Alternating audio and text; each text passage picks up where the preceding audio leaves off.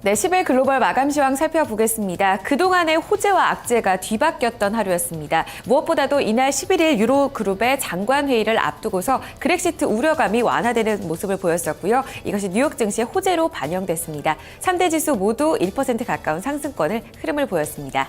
3대 지수 확인해 보시죠. 다우지수가 0.79%, 0.8%까지 올라서는 모습이었고요. S&P 500 지수가 1% 이상 올랐습니다. 기술주 이날 좋았었는데요. 나스닥 지수가 1.3% 강세 흐름에서 거래 마쳤습니다. 다우존스 지수의 일중 그래프 보시겠습니다. 그동안의 그리스 우려감으로 인해서 이틀째 하락 시세를 이어갔었는데요. 이날 상승권에서 출발했습니다. 전날에 중국의 물가 지표가 좋지가 못했었는데 경기 부양책에 대한 기대감으로 힘이 실린 모습이었었고요. 이 같은 흐름도 영향을 미쳤습니다. 무엇보다도 내일 이제 현지 시간으로 11일에 있을 유로그룹의 재무장관 이를 하루 앞두고서 그리스 정부 쪽에서 구제금융 프로그램에 대한 연장, 그 타협안을 제시할 것이라는 전망이 나왔습니다. EU 쪽의 대답은 아직까지 조금 불확실한 상황이지만요. 일단은 그렉시트 우려감이 완화됐다는 데서 시장은 안도의 한숨을 내쉬었습니다. 상승권 흐름 이어지면서 우상향하는 패턴을 보였었는데요. 장중에 강보합권까지 내려서는 모습 나타나면서 다소 제한적인 상승을 이끌었던 건 바로 유가의 반락 때문이었습니다. 국제유가 계속해서 상승 랠리를 이어갔었지만 이날 국제에너지기구의 보고서가 찬물을 끼얹었는데요. 수요가 늘어날 것이라는 전망도 유효하지만 여전히 공급 우위 장세가 이어질 것이라는 전망에 힘이 실리면서 이날 유가가 5% 급락했었고요. 다우지수 내에서 에너지 종목들이 일제히 좀 밀리게 되면서 제한적인 상승을 이끄는 모습이었습니다. 하지만 장중 고점에서 거래를 마쳤고요. 다우지수 0.8% 오르면서 종가 17,868포인트 선에서 거래 마쳤습니다. S&P 500 지수도 보겠습니다. 이날 대형주도 흐름 좋았습니다. 그리스의 구제금융협상의 실마리가 풀릴 것이라는 기대감에 힘이 실렸고요. 전 섹터에 훈풍이 불어줬습니다. 장중 고점까지 우상향하는 패턴이 이어졌었고요. 무엇보다도 이날 전 섹터가 올랐지만 에너지 섹터가 소폭 밀렸습니다. 하지만 국제유가가 5%나 하락한 데 비해서는 에너지 섹터들 약보합권에서 거래 마치면서 제한적인 하락을 보였습니다. S&P 500 지수는 1% 이상 올라서면서 2070포인트 선까지 올라서는 모습 보였습니다. 나스닥 지수까지 확인하겠습니다. 이날 기술주 매우 좋았습니다. 장 초반부터 상승권에서 출발하면서 우상향하면서 고점까지 상승폭을 키웠는데요. 특히나 이날은 반도체가 강했습니다. 마이크론 테크놀로지가 8% 급등 양상 보였고 퀄컴과 샌디스크 등 모두 상승권에서 흐름 나타내면서 증시 상승을 견인했습니다. 3대 지수 가운데서 상승폭 가장 컸고요. 1.3% 오르면서 4,787포인트 선 거래 마쳤습니다. 보신 것처럼 그동안의 악재였었던 이 유가, 그리스 협상에 대한 우려감은 호재로 반영되는 모습이었었고요. 그동안의 호재가 됐었던 유가 랠리 같은 경우에는 이날 반락하면서 악재로 반영되는 모습이었는데요. 하지만 그리스 협상에 대한 기대감이 더 컸습니다. 상승 쪽으로 무게가 실렸습니다. 3대 지수 살펴봤는데요. 뉴욕 증시에 영향을 미친 이슈들 다시 한번 점검하겠습니다. 우성문 기자 살펴주시죠. 네, 해외 주요 소식 외신 통해 함께 살펴보겠습니다. 앞서 들으신 것처럼 지난 월요일 뉴욕 증시를 끌어내렸던 것은 그리스를 둘러싼 불확실성이었는데요. 이날에는 그리스 타협에 대한 기대감이 커지면서 주가가 오히려 다시 오르는 모습이었습니다. 자세한 소식 로이터 통신 통해 함께 살펴보시죠. Wall Street rises on Greek deal hopes even as energy drops. 현지 시간으로 어제 로이터 통신에 따르면 미국의 MNSI라는 한 언론은 유럽연합 EU 집행위원회가 그리스 구제금융을 6개월 연장하는 안을 제안할 것이라는 기사를 보도했습니다. 이에 대해 EU 집행위원회는 아직 아무런 발언을 하지 않은 상태고요. 이후에 블룸버그는 이 사실이 오보라고 밝히기도 했었지만 기대감은 여전히 커지고 있는 모습인데요. 우리 시간으로 11일 벨기에 브뤼셀에서 유로존 재무장관들이 모여서 그리스 문제를 논의할 때 이 문제가 논의될 것이라는 기대감이 함께 커지고 있기 때문입니다. 특히 이 자리에서 구제금융 연장을 바탕으로 회의가 논의된다면 해결책이 나오지 않을까 하는 기대감이 함께 커지고 있는데요. 이뿐 아니라 이날 이 회의를 하루 앞두고 알렉시스 치프라스 그리스 총리는 장클로드 융커 EU 집행위원장에게 화상 대담을 요청하기도 했었습니다.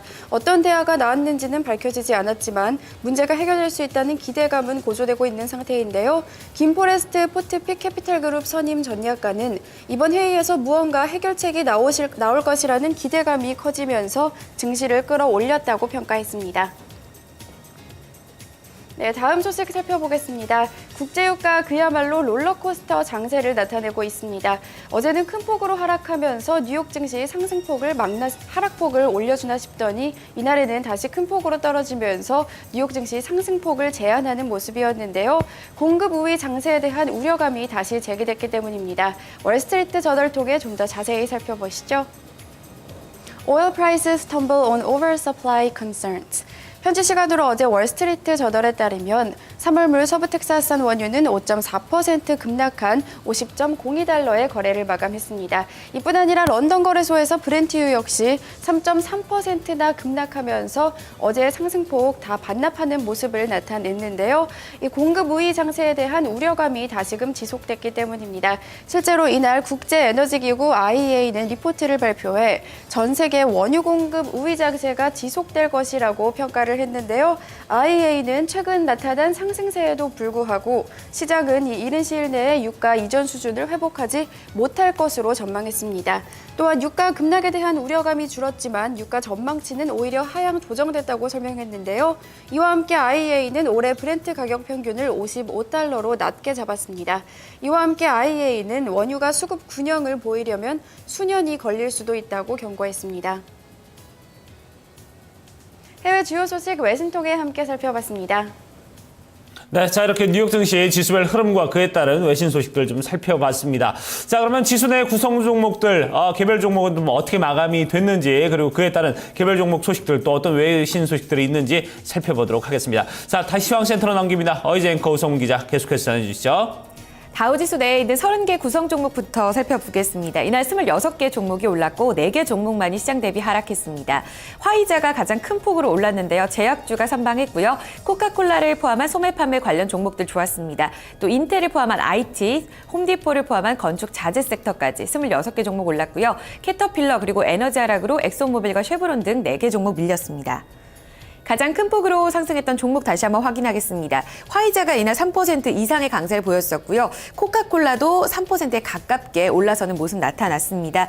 이외에도 소매 판매 종목들이 좋았었는데 나이키와 월마트, 맥도날드까지 1%에서 2%대까지 상승폭을 키우는 모습이었습니다. 인텔을 포함한 마이크로소프트 기술주도 좋았었고요. 금융주가 이날 또 모두 반등했습니다. 골드만삭스 그룹, JP 모건 체이스 모두 1% 이상의 강세 흐름 나타났습니다. 다만 하락했던 종목 살펴보시면 캐터필러가 그동안 약세장에서 꾸준히 좀 선방을 했었는데요. 이날은 차익 실현 매물 나오면서 0.9%까지 밀렸고요. 엑소모빌과 쉐보론 텍사코가 유가가 5% 하락하게 되면서 이날 소폭 밀렸습니다. 하지만 0.6%, 0.2%로 낙폭은 제한적이었습니다. 특징 S&P 500 섹터의 흐름도 살펴보겠습니다. 앞서 말씀드린 것처럼 에너지 섹터를 제외한 전 섹터가 모두 올랐습니다. 가장 흐름 좋았던 건 그동안 크게 밀렸었죠. 유틸리티 섹터가 2% 이상의 강세 흐름이 나타났었고요. 헬스케어와 반도체, 건축, 소비재 섹터가 모두 1% 이상의 강세 흐름이었습니다. 에너지 섹터가 아주 소폭 밀렸었는데요. 이날 국제 유가 하락폭에 비하면 아주 제한적인 낙폭이었습니다. 특징주 확인하겠습니다. 다우지수 내에서 두 번째로 가장 크게 올랐던 종목 바로 코카콜라였는데요. 실적은 부진했습니다. 개장 전에 실적을 발표했었는데 전년 동기 대비 4분기 순이익이 50% 이상 감소했습니다. 하지만 매출이 예상을 상회했다는 측면에서 시장은 안도의 숨을 쉬었고요. 특히나 이날 핵심 시장에서 입지를 강화할 것이다. 그리고 비용 절감 등으로 앞으로 올해는 전환점을 맞을 것이라는 CEO의 발표에 따라서 기대감이 좀 더 커졌습니다. 2.84% 올랐고요. 42달러 40센트까지 상승폭 키웠습니다. 특징주 하나 더 살펴보겠습니다. 헬리버튼입니다. 이날 주가 내렸습니다. 유가 하락했던 영향도 있었고요. 비용 절감 계획을 발표했습니다. 직원을 감축하겠다는 소식을 발표했는데 사실상 비용 절감 계획에 대한 기대감보다는 앞으로 수익성 하락에 대한 우려감이 더 컸던 하루였습니다. 투자 심리가 위축되면서 2% 넘게 밀렸었고요. 42달러 60센트의 종가를 형성했습니다. 그 밖에도 애플은 신고가 행진을 이어가면서 IT 종목들의 랠리가 이어졌던 하루였었는데요. 특징주 다시 한번 확인하겠습니다. 우성문 기자 살펴주시죠. 네, 종목 주요 소식 외신통해 함께 살펴보겠습니다. 앞서 들으신 것처럼 에너지 유가 하락으로 에너지주들이 일제히 영향을 받는 모습이었는데요. 특히 그중에서도 원유 시추업체인 할리버튼이 구조조정을 발표하면서 주가가 하락했습니다. 자세한 소식 CNBC 통해 함께 살펴보겠습니다. Halliburton to cut up 8% of jobs as oil falls. 현지 시간으로 어제 CNBC에 따르면 할리버튼은 전체 6%에서 8%에 이르는 직원을 감원하겠다고 밝혔습니다. 이 같은 규모는 전체 직원의 6,400명 정도가 영향을 받을 것으로 평가를 받고 있는데요. 하지만 할리버튼은 현재 진행되고 있는 이 베이커 휴즈의 인수합병에는 전혀 영향을 미치지 않을 것이라고 평가를 했습니다. 할리버튼은 CNBC와의 인터뷰에서 우리는 모든 직원을 가치 있게 여기지만 현재 어려운 현실을 마주하고 있고 시장 환경에 적응하기 위해서는 어쩔 수 없이 꼭 필요한 선택이라고 설명했는데요. 실제로 최근 유가 하락으로 에너지 업체들은 잇따라 구조조정을 발표하고 있습니다. 최근에는 할리버튼의 라이벌인 슐럼버거 역시 7% 규모의 감원을 발표한 바 있습니다. 이 소식이 들려오면서 할리버튼의 주가는 2% 넘게 하락했습니다. 네, 다음 종목 살펴보겠습니다. 달러 강세의 영향으로 코카콜라가 부진한 실적을 공개했다고 하는데요. 뉴욕타임즈 통해 좀 더 자세히 살펴보시죠. 코카콜라 earnings plunge 55%. 현지 시간으로 어제 뉴욕타임즈에 따르면 코카콜라는 4분기 순이익이 16센트를 기록했다고 밝혔습니다. 이는 지난해 같은 기간보다 무려 55%나 급감한 결과가 나왔는데요. 하지만 전문가 예상치보다는 개선된 수치가 나왔습니다. 또한 같은 기간 매출을 살펴보면요. 109억 달러를 기록했습니다. 이 역시 지난해 같은 기간 대비 2% 감소한 결과였는데요. 하지만 전문가 예상치는 소폭 웃도는 결과가 나왔습니다. 또한 이 기간 코카콜라의 전체 음료 판매량은 1% 증가에 그치면서 다소 부진한 모습을 보였는데요. 전문가들은 달러 강세가 이어지면서 코카콜라의 실적에 악영향을 미치고 있다고 평가했습니다. 지난달에는 코카콜라가 비용 절감 목적으로 전 세계적으로 1,600명에서 1,800명에 이르는 감원을 예정하고 있다고 밝힌 바 있는데요.